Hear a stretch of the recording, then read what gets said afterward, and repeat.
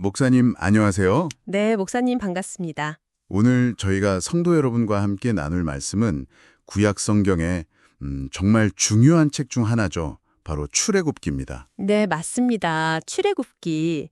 이 말씀 속에서 우리는 하나님의 그 놀라운 구원, 또 그 백성과의 언약, 그리고 우리 가운데 거하시기를 원하시는 하나님의 임재, 이런 주제들을 깊이 묵상하게 될 것 같습니다. 그렇죠. 성도 여러분, 오늘 이 시간을 통해서 하나님의 신실하심과 또 그 능력을 다시 한번 경험하시는 그런 귀한 시간 되시기를 바랍니다. 네, 목사님. 출애굽기는 그저 단순히 과거 이스라엘 민족의 역사 기록, 그런 게 아니죠. 네네. 오늘을 살아가는 우리 성도 여러분 각자를 향한 하나님의 구원 계획, 또 그 사랑을 보여주는 아주 생생한 말씀입니다. 정말 기대가 됩니다. 그럼 함께 이 귀한 말씀을 좀 자세히 살펴보겠습니다. 네, 그러시죠.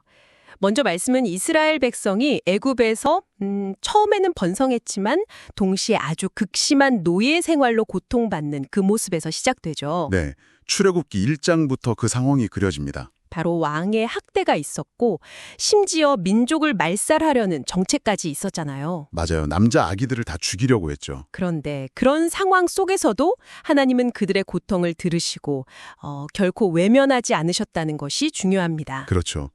바로 그때 하나님께서 한 사람을 부르십니다. 모세군요. 네, 모세입니다. 나일강에 버려졌던 아기가 극적으로 살아나서 애굽 왕궁에서 자라나고 참 신비한 인생이에요. 네, 그러다가 이제 미디안 광야로 가서 40년을 보내죠. 양치기로. 네. 그리고 나서 떨기나무 불꽃 가운데서 하나님을 만나게 됩니다. 백성을 구원하라는 사명을 받게 되는 거죠. 그때 모세의 반응이 참 인간적이었어요. 자신의 연약함을 먼저 내세우면서 주저했죠. 맞습니다. 제가 누구이기에 바로에게 가며 이스라엘 자손을 애굽에서 인도하여 내리이까 하고 말하죠. 굉장히 주저하는 모습. 하지만 하나님께서는 스스로 있는 자라고 당신을 계시하시면서 능력을 보여주셨어요. 네. 그리고 혼자 보내지 않으시고 아론을 동역자로 붙여주셨습니다. 그리고 애굽으로 돌아가게 하시죠. 그래서 모세와 아론이 바로 앞에 서서 백성을 보내달라고 요구하는데 바로의 마음이 정말 완악했어요. 그렇죠. 거절할 뿐만 아니라 오히려 노역을 더 가중시켰습니다.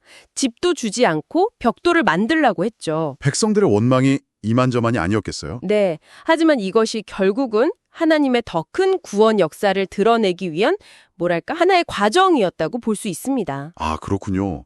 하나님께서는 아브라함과 이삭과 야곱에게 하셨던 그 언약을 기억하시고 반드시 구원하실 것을 다시 한번 약속하시는 장면도 나오죠. 네, 맞습니다. 언약을 재확인시켜 주십니다. 자, 이제 그 완악한 바로와 애굽을 향해서 하나님께서 10가지 재앙을 내리시기 시작합니다. 네, 출애굽기 7장부터 12장까지 그 재앙들이 아주 생생하게 기록되어 있습니다. 피, 개구리, 파리, 가축전염병, 악성 종기, 우박, 메뚜기, 흑암까지 정말 끔찍한 재앙들이 연이어졌어요. 그렇죠.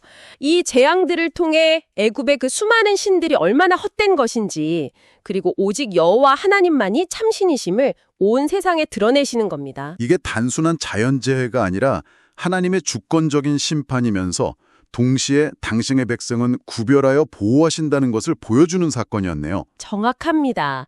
재앙이 임할 때 이스라엘 백성들이 거주하던 고센 땅은 구별되었죠. 그리고 결정적으로 그 마지막 10번째 재앙, 장자의 죽음 앞에서 하나님께서 유월절 규례를 제정하시죠. 네, 유월절. 이게 정말 중요합니다. 어린 양을 잡아서 그 피를 문 인방과 좌우 설주에 바르라고 명령하십니다. 그 피를 바른 집은 죽음의 천사가 넘어갔다. 그래서 패스오버, 유월이라고 하는 거죠. 맞습니다. 그 피가 구원의 표적이 된 것입니다. 이 피는 성도 여러분, 장차 오실 예수 그리스도의 보혈을 미리 보여주는 예표입니다. 그렇군요. 네, 오직 그 피를 의지할 때 우리가 죄와 사망에서 구원받을 수 있다는 것을 보여주는 정말 중요한 사건이죠. 결국 이 10번째 재앙 앞에서 바로는 항복할 수밖에 없었고 이스라엘 백성은 430년간의 노예 생활을 청산하고 드디어 애굽을 떠나게 됩니다. 네, 마침내 해방의 날이 온 거죠. 그런데 목사님, 출애굽한 백성들 앞에는 또 다른 위기가 닥쳤어요. 네, 그렇죠. 앞에는 홍해가 가로막고 있었고 뒤에서는 마음이 변한 바로가 군대를 이끌고 추격해왔습니다. 정말 절체절명의 위기였죠. 네, 백성들은 두려움에 떨며 모세를 원망하기까지 합니다. 애굽에 매장지가 없어서 우리를 이 광야에서 죽게 하느냐고 말이죠. 인간적으로는 충분히 그럴 수 있었을 것 같아요. 하지만 하나님께서는 모세를 통해 다시 한번 놀라운 기적을 행하십니다.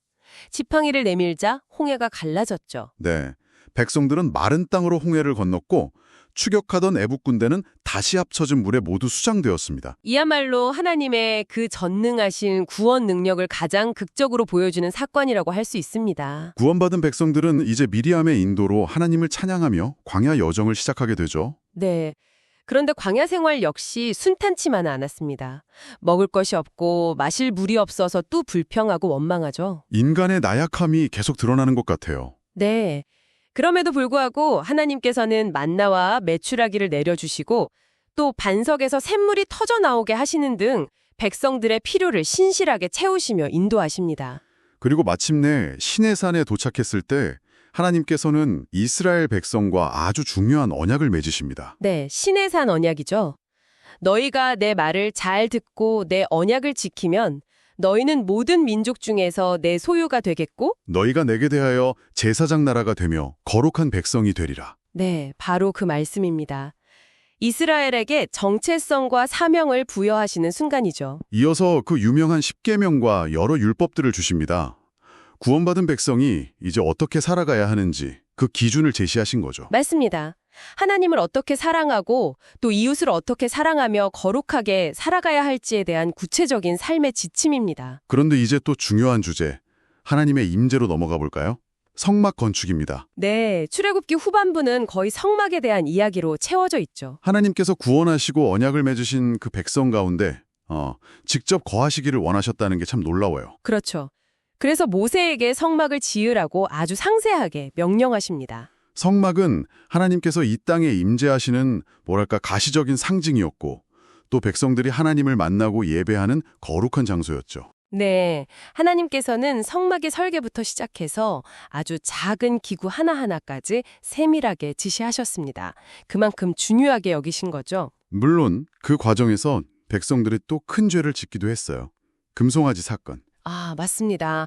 모세가 율법을 받으러 산에 올라간 사이에 백성들이 기다리지 못하고 금송아지 우상을 만들어 섬겼죠. 언약을 맺은 지 얼마 되지도 않았는데 말이죠. 네, 이 사건으로 언약이 파괴될 위기에 처했지만 모세라 정말 간절하게 중보기도를 합니다. 목숨을 건 기도였죠. 네, 그리고 하나님의 그 끝없는 자비와 긍휼로 언약은 다행히 갱신됩니다. 그 이후에 백성들이 정말 자원하는 마음으로 예물을 드리고 또 지혜로운 자들이 힘을 합쳐서 마침내 성막을 완성하게 됩니다. 네, 그 모습이 참 아름답습니다. 온 백성이 한 마음으로 하나님의 집을 짓는 거죠. 그리고 성막이 완성되었을 때 어떤 일이 일어났죠? 여호와의 영광이 구름 가운데 성막에 가득히 임했습니다. 와, 네, 그리고 이후 이스라엘 백성들은 낮에는 구름 기둥, 밤에는 불 기둥의 인도를 따라서 광야 길을 걸어가게 됩니다. 이것이야말로 우리와 늘 함께 하시기를 원하시는 하나님의 사랑 그리고 그 임재의 약속을 분명하게 보여주는 장면이네요. 그렇습니다. 성도 여러분,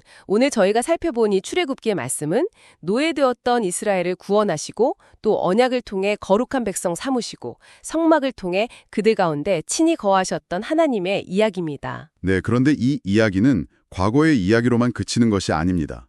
오늘날 예수 그리스도를 통해 우리를 죄의 노예 상태에서 구원하시고 새 언약의 백성 삼으시며 성령으로 우리 안에 내주하시는 그 하나님의 구원 역사의 예표라고 할 수 있습니다. 아, 정말 그렇네요. 과거의 사건이 오늘 우리의 신앙과 직결되는군요. 네, 맞습니다.